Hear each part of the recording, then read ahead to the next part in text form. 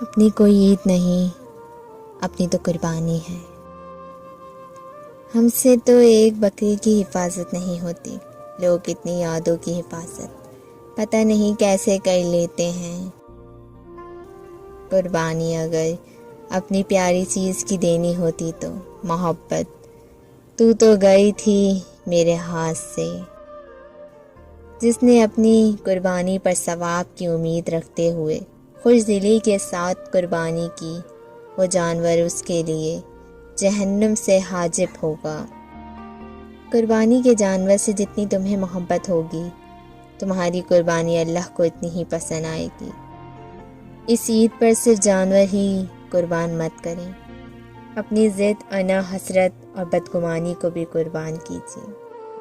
दिल साफ करें ताकि कुर्बानियाँ कबूल हो जाएं। कुर्बानी आ रही है, आओ कुर्बान करें वो लहजे जिनमें तलखियाँ जन्म लेती हैं।